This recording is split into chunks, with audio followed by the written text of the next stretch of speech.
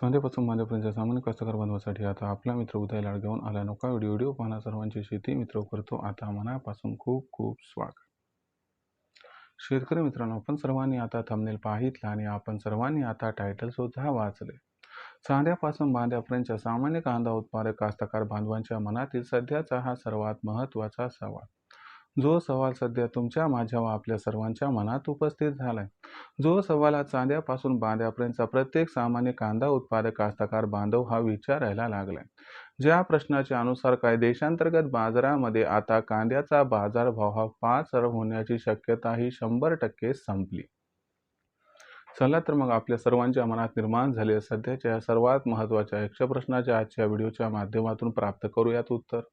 ज्यांना या प्रश्नाचे अचूक उत्तर जाणून घ्यायचे आहे त्या सर्वांनी हा व्हिडिओ सुरुवातीपासून शेवटपर्यंत पाहावा.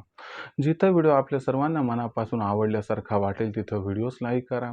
जास्तीत जास्त कास्तकार बांधवांपर्यंत हा अत्यंत महत्त्वाचा व्हिडिओ पोहोचवण्यासाठी व्हिडिओला शेअर करा.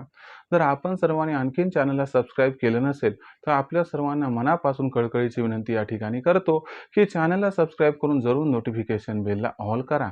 याच्यामुळे येणारा प्रत्येक व्हिडिओ हा आपल्या सर्वांना या ठिकाणी मिळत राहतो आता सतत. तर मित्रांनो, आपल्या सर्वांच्या मनातील सध्याचा हा सर्वात महत्त्वाचा सवाल, जो सवाल सध्या आपल्यासारख्या सामान्य कांदा उत्पादक कास्तकार बांधवांच्या मनात उपस्थित झालाय. ज्या सवालाच्या अनुसार काय देशांतर्गत बाजारामध्ये आता कांद्याचा बाजारभाव हा 5 होण्याची शक्यता 100% संपली. चला तर मग आपल्या सर्वांच्या मनातील सध्याच्या या सर्वात महत्त्वाच्या यक्ष प्रश्नाच्या आजच्या व्हिडिओच्या माध्यमातून प्राप्त करूयात उत्तर. जर या प्रश्नाचं अचूक उत्तर जाणून घ्यायचं म्हटलं तर सध्याच्या कंडिशनला देशांतर्गत बाजारामध्ये कांद्याची मागणी व पुरवठ्याची स्थिती कशी आहे, कांद्याचं एकंदर उत्पादन हे चालू हंगामामध्ये किती झालं होतं आणि आता जो खरीप हंगाम सुरू झालाय, येणारा रब्बी हंगाम आहे, याच्यामध्ये एकंदर कांदा उत्पादन किती राहू शकते, किती आहे आपली एकूण गरज, किती होऊ शकते निर्यात, ही सगळी आकडेवारी जर तपासली तर त्याच्यानंतर आपल्या मनातील या सर्वात महत्त्वाच्या प्रश्नाचं उत्तर आपणास मिळून जाईल की कांद्याचा बाजारभाव खरंच 5 होण्याची शक्यता संपली आहे का. पण जोपर्यंत व्हिडिओ आपण शेवटपर्यंत पाहणार नाही तोपर्यंत गॅरंटीनं कोणत्याही निर्णयावरती पोहोचू नका. लक्षात घ्या, आणखीन सुद्धा कांदा भाव 5 होण्याची शक्यता संपली नाहीये. ती कशामुळे संपली नाही हे सगळं आता तुम्हाला या ठिकाणी समजावून सांगतो. सगळ्यात महत्त्वाची गोष्ट म्हणजे उत्पादन. लक्षात घ्या मित्रांनो, 2025-26 हंगामाचा पूर्ण एकंदर विचार केला तर भारतामध्ये कांद्याचं उत्पादन किती झालं होतं तर ते जवळपास असं मानलं जातं की 307 लाख टन झालं आहे, सरकारी आकडेवारी. आणि सरकारी आकडेवारीनुसार 2025-26 मध्ये त्याच्या अगोदरच्या वर्षीपेक्षा जवळपास कांद्याचं जे उत्पादन आहे ते किती टक्क्यांनी घटले बरं, ते घटले 11%. मग अशा परिस्थितीमध्ये काय की बुवा चला 11%नी घटले ना, हे केव्हा मेकअप होतंय की ज्या वेळेस आपला पुढचा हंगाम येत असतो. तर पुढचा हंगाम म्हणजे 2026-27 बरोबर आहे. तर 2026-27 हंगामाचा जर आपण सर्वांनी या ठिकाणी विचार करावयास घेतला तर सुरुवात होते खरीप, रब्बी आणि थोडा उन्हाळी कांदा. खरीपमध्ये पण 3 भागात डिवायडेशन असते. त्याच्यामध्ये अर्ली खरीप कांदा लागवड आहे, पुन्हा नॉर्मल खरीप कांदा लागवड आहे आणि लेट खरीप कांदा लागवड आहे.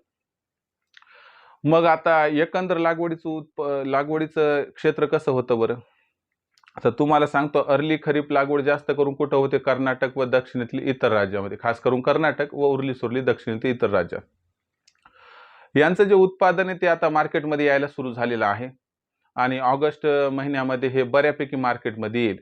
पण अर्ली खरीप कांदा लागवडीचा विचार केला तर ती फार कमी झालेली यंदा आणि याच्यामुळे हे जे उत्पादन होईल ते मागच्या वर्षीपेक्षा 50% तरी घटण्याची शक्यता व्यक्त केली जात आहे.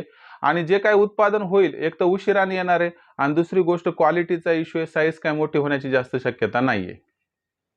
आता तुम्हाला सांगतो हे काय झाले, हे खरीप कांदा उत्पादनामधील अर्ली खरीपचा मुद्दा बघितला.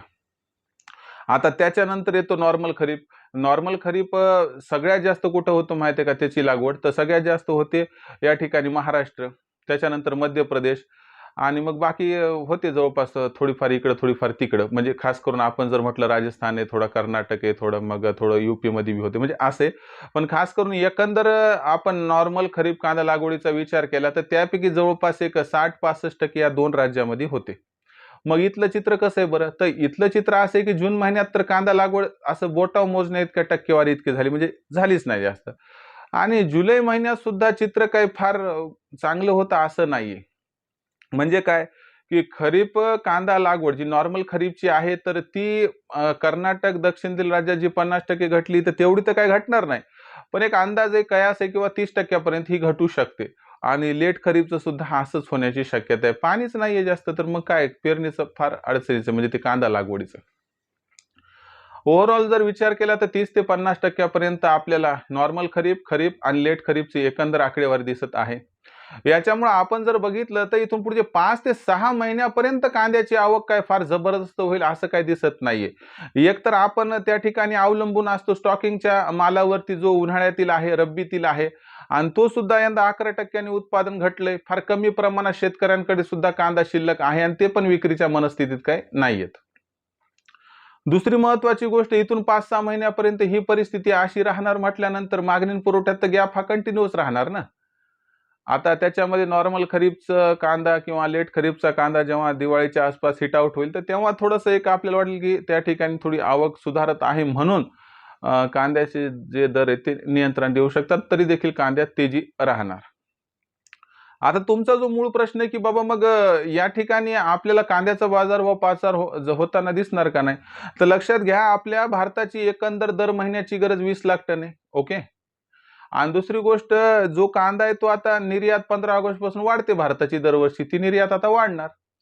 मग निर्यात वाढणार, आवक कमी होणार, आणि भारताची असणारी दर महिन्याची गरज आणि शिल्लक राहिलेला कांद्याचा साठा, या एकंदर वस्तुस्थितीचा, वास्तविकतेचा विचार केला तर कांद्याची मागणी आणि कांद्याचा पुरवठा याच्यात 100% गॅप हा दिसणार आहे. 100% गॅप हा येणार आहे. प्रश्न एवढाच आहे की मग हा गॅप कांद्याला 5,000 पोहोचवणार का नाही. तर तुम्हाला सांगतो, हा गॅप कांद्याच्या बाजारभावाला 5,000च्या पल्ल्यात घेऊन जाणार आहे. मग याला जोडून दुसरा प्रश्न या ठिकाणी निर्माण होतो की जर कांद्याचा भाव हा 5,000 होणार असेल तर तो कधीपर्यंत होऊ शकतो. तर तज्ज्ञांच्या मते कांद्याचा बाजारभाव 15 ऑगस्ट पासून तेजी दाखवायला सुरू करेल. 15 सप्टेंबर पर्यंत कांदा भाव 3,500ला गवसणी घालतील, आणि 15 सप्टेंबर ते 15 ऑक्टोबरच्या दरम्यानचा हा जो कालावधी आहे, this is the golden period, हा असणारा सोनेरी क्षणाने लिहिला जाणारा जो आहे, तर संपूर्ण कालावधी. जाणकारांच्या मते कांदा बाजार भाव 15 सप्टेंबर ते 15 ऑक्टोबरच्या दरम्यान 5,000च्या आसपास पोहोचण्याची दाट शक्यता आहे, कारण त्यावेळी मागणी आणि पुरवठ्यामध्ये खूप जबरदस्त आणि खूप मोठा गॅप हा निर्माण होणार आहे.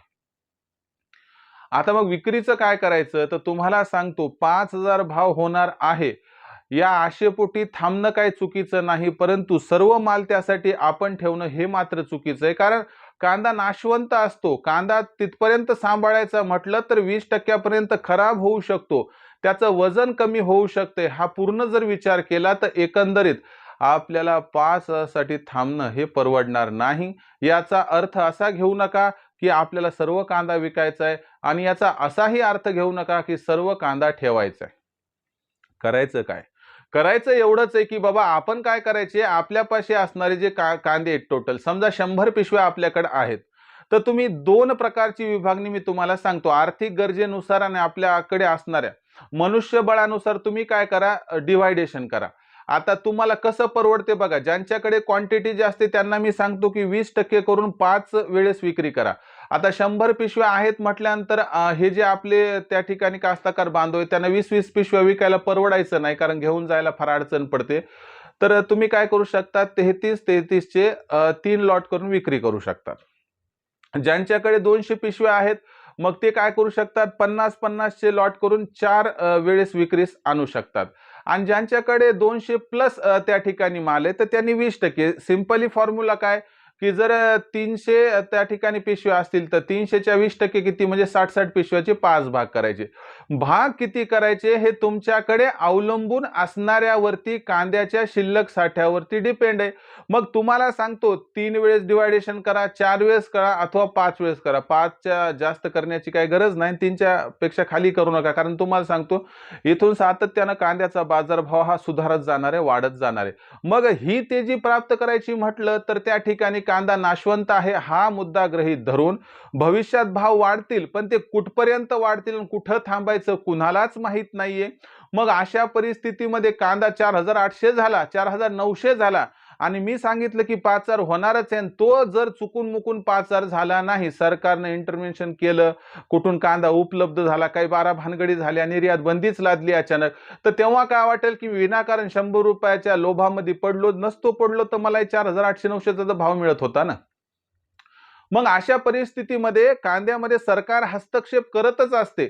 हा मुद्दा गृहीत धरून जरी कांद्यामध्ये 5000च्या वर जाण्याची शक्यता असली तरी देखील 5000 साठी न थांबता आपण 3000च्या वर जर भाव गेला तर तिथून पुढे प्रत्येक तेजीमध्ये जर आपण सर्वांनी टप्प्याटप्प्याने कांदा विक्री केली तर त्या ठिकाणी जो सरासरी आपल्याला भाव मिळणार आहे तो सरासरी भाव आपल्याला 100% फायदा प्राप्त करून देणार आहे.